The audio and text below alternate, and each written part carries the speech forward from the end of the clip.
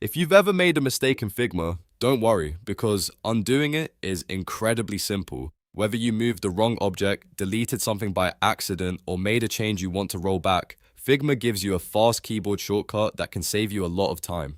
In this video, I'm going to show you exactly how to undo in Figma on Windows and Mac, so you can fix mistakes instantly and keep working without stress. If this tutorial helps you out, go ahead and hit that like button and make sure you subscribe for more quick Figma tips and software tutorials. Alright, let's jump right in. Once you've done the action you want to reverse, look at your keyboard.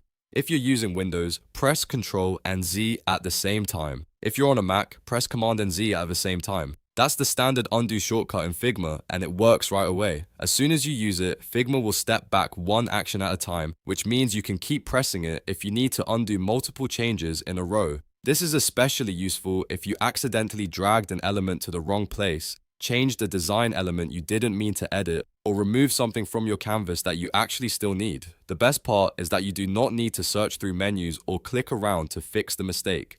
Just use the keyboard shortcut, and Figma will reverse your last action instantly. If the undo doesn't seem to work, make sure Figma is the active window and that your keyboard shortcut is being pressed correctly. Also, remember that undo only reverses recent actions, so the sooner you use it after the mistake, the better. And if you undo too far, you can usually redo the action again with Shift plus Control plus Z on Windows or Shift plus Command plus Z on Mac. So now you know the fastest way to undo in Figma. It's a small shortcut, but it can save you a ton of time when designing. If this video was helpful, please like the video and subscribe for more Figma tutorials, beginner tips, and productivity tricks. Thanks for watching, and I'll see you in the next one.